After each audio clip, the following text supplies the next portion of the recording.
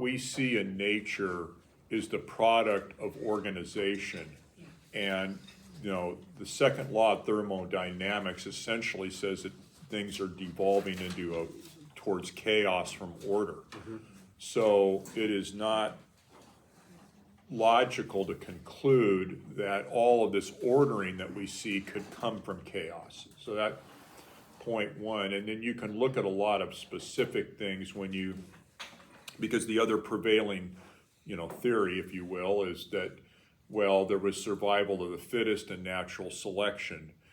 Well, when you pair that with entropy, which is the second law of thermodynamics, one of the stumbling blocks that I have is, even assuming that a first cell could be created, that's a whole nother discussion, and it's so based on science now, and the science of trying to create life, it's impossible.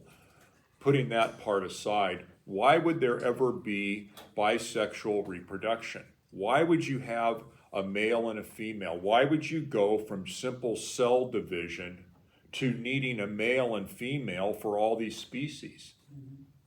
Mm-hmm. That doesn't add up. There's no natural selection for that. That violates the rule of entropy, that there would be an organization that now it's complicated to the point where you've got to have a male and female to create a species. And that's where it began. And trying to say that it had a different beginning, you don't see that anywhere. Well, and I listen to these medical people, like, for example, they want to now claim that, well, the mitochondria in our cells had a bacterial origin. So now they're going to a very simple organism, again, asexual reproduction going into, and that somehow morphed into a human or a bird, or a lizard. I think people need to think long and hard about this, is how could that be? Why would that be? When we know that things go from order to chaos, not from chaos to order. Mm-hmm. And that's their formula. I call it the atheist trinity. Mutation, natural selection, and time. And the mutation doesn't happen until you have life already. You can't mutate something that's not there. So right off the bat, mutation says, well, life already started. Well, okay, isn't that supposed to be your explanation of how it started? You're telling me you have to have life to be able for it to mutate. Well, then the natural selection part, I could get into it more deep. What Darwin actually saw, all he saw was adaptation. That's all he saw. Finch beaks getting a little bigger and smaller, and lizards eating on shore and in the ocean. That's all he saw. He saw adaptation. That's all he saw. But the last part, like what Jay was talking about, time is not their friend. Time is their enemy. Entropy takes place, and entropy, a simple explanation to it is if you leave your car in the backyard for about 15 years, when you come out to it, it's going to start. Is anything going to work in that car whatsoever? Was nobody out there maintaining it, it's not going to be anything that's going to work. And they're trying to say time is their ally to make things better. Well, you don't see that. I mean, you can say it in your mind if you want to disbelieve for that reason. But when you look at things the way things actually happen, time is not your ally, it's your enemy. Well, in the history makes of science, things worse. There's never been a recorded point of a positive mutation.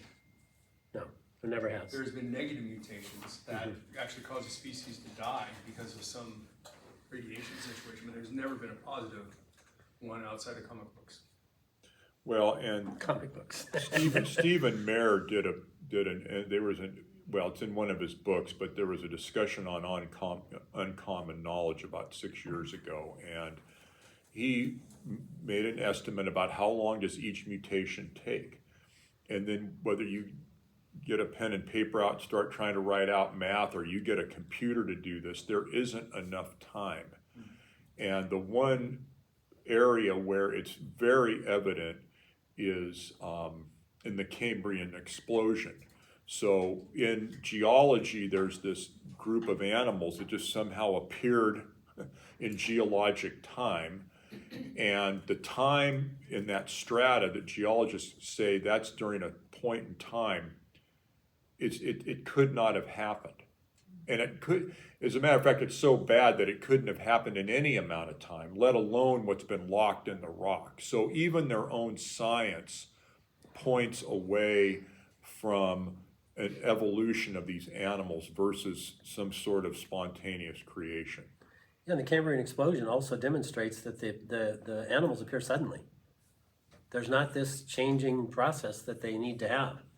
When you see the alligator in the Cambrian explosion, there's nothing that's before him that's supposedly deriving into an alligator from some supposed simpler form. It doesn't exist. It's not there. So these are things like Jay said, getting to the Gospels is the big thing. But if you have to jump over a couple hurdles before you get there, then that's okay. If somebody's willing to listen, willing to talk to you, and they really had questions, maybe they've heard some of this stuff from a class in college that they're trying to portray this stuff out, and you have questions. A lot of the atheists I talk to, some of them say they've been Christians. I'm not so sure about that, but that's what they say. And they say, well, when I went to school, that all went away.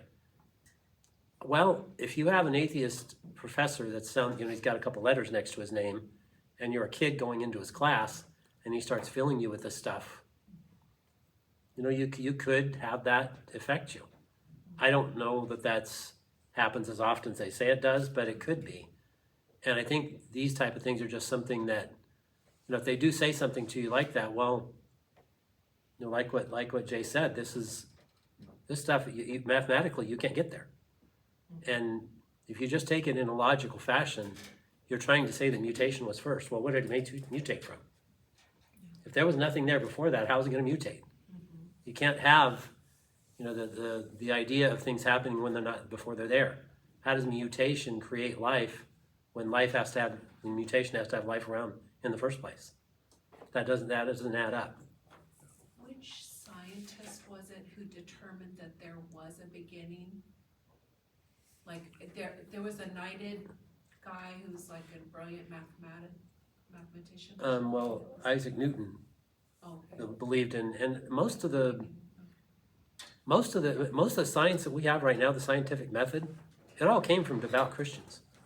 Isaac Newton, Copernicus, Galileo, all these guys were devout Christians. That all what they intended to do was to look into what creation we have and figure out why it works. Not how it works, but why it works. And they all came to the conclusion that if the reason why it works is because it's guided and it's organized and it's ordered. And we don't see that. They didn't have evolution, then evolution came around the 1800s, but they all came around to the belief that things were created so that God not only made the creation, but he made our minds to be able to understand it. And if things are going to happen in an ordered fashion, then you can have repeatability. And that's what science is based on, is on repeatability. Taking something and doing it over and over again to show, like gravity. I can do that 100 times and it's going to do the same thing. And that's the repeatability part. But and we're talking about evolution. If evolution was really true, then why would we expect to be able to repeat anything? If it's all just random accidents, atoms colliding and making stuff like Dawkins says, why would we be able to predict what that's going to happen? How could we predict anything like what I just did? If there's no order behind it, then how are you going to have science? How are you going to have repeatability and things that you can experiment with come about to the point where you can actually count on them? I don't see that to be true. I find it to be opposite. You're really going to have science. Evolution isn't true. The two of them are opposites. They're on opposite ends of the spectrum, to me. Well, and I think Einstein's a very good example of this, because mathematically he was off on an infinite universe because he didn't really want to accept the fact of a creator God. And then Edwin Hubble out at Mount Wilson in the telescope there saw the red shift of the stars, and that is when and there's this famous picture of Einstein coming to Los Angeles and looking in the telescope, And Hoyle. yeah, Hoyle was with him, yeah. yeah, and the fact of the red shift meant that there was a beginning because they could trace these things out from a singular location. More recently, Stephen Hawking, again, mathematically came up with what he called, a singularity, Roger Penrose was one of his mentors. Roger Penrose had figured out that black holes were a singularity. So black holes are where mass, time, space, everything goes into this hole. And so then Stephen Hawking's question is, well, gee, if they can go into nothingness like that, into a singularity, what about coming back out the other way? And so he came up with this idea that really what we call the Big Bang is the original singularity, where time, space, matter, and energy all emanated from a single point, single location, single point in time. And so, in other words, anything before that is outside of time because time came from a very specific instant. And so this creates issues for the secular science world, because they wanted to believe that the universe was infinite. And that's not what observational science shows. So, part of the scientific method is you come up with a hypothesis, but like Kelly was saying, you test it by observation. And the observation just didn't back up what Einstein and others had been claiming, that there in fact is a beginning, that the universe is not infinite. And they all recognize, and this is what was, troubling Einstein, is that once you have a beginning, you get back to this first cause problem that they have. Yeah, and he was, him and Hoyle both admitted this was the biggest mistake they ever made in their scientific career, thinking the universe had always been there. When they came to the conclusion that was proof that the thing was expanding, therefore used to be receding, as you go back in time, then it becomes closer, and they come down to the singularity. Now, before that, that's where their problem is. Now we got nothing. But they both came to that conclusion. That was their biggest problem. But people say Einstein was an atheist. He said, I'm not an atheist. Now, he's not a Christian either. He didn't believe in a personal God. He believed in what he called the Spinoza God. In other words, there was somebody that ordered this whole thing to bring it into effect. He said, I believe that 100%. There's just too much order here for it to come from an accident. He said, there was somebody that made this all things start. That's a fact. If you look up Spinoza God, that's what Einstein believed in. He wasn't a Christian, he was Jewish. And that may be why he didn't want to come to Christians. We haven't done a very good job of witnessing Jews. But anyway, he believed that a creator was there. Now, was that Yahweh? No, he didn't believe that. But also Hoyle said, after several letters, that he was really upset about this whole beginning thing. He didn't like it one little bit. But he finally came to the conclusion, he said, I'm sorry, but a super intelligence has been monkeying with the settings. That was his line. And these guys are, the Einsteins of their age. Newton, Isaac Newton of the age. These guys were considered at that level. And they finally came to the point where, as we look at things, I'm sorry, this just didn't come as a chance. We just can't go down that road. They believe it now. There's a lot of talk about that. If you listen to different people in, the atheists, they come about trying to make things work. But I think if you watch any of them when they debate John Lennox, not John Lennon, John Lennox. When they debate Lennox, you look up on YouTube. His last name is Lennox, and John Lennox, and just look at his debates. He slaughters these guys. He's very jovial. John Lennox has always got a smile on his face, and he's always joking. He's just, and I put one up on a particular one that I was talking about, but just look him up and see because he's a smart guy. He's a Oxford or Harvard, I think it's Oxford mathematician. He's also a philosopher of science. He's a very smart guy. And he's 100% sold out for God. And when he gets a chance to go out and witness of God, that's what he does. And he goes to the people. He's debated Richard Dawkins. And if you just sit back and watch the debate with John going through it, Dawkins loses badly because he can't come up with an idea of how life started. And Lennox is he's very critical of the idea of evolution. He thinks it never did happen. He calls it, like I was trying to explain, maybe that didn't come across very well, but he describes it, and I like the way you described that because it just happened recently. He calls it linguistic.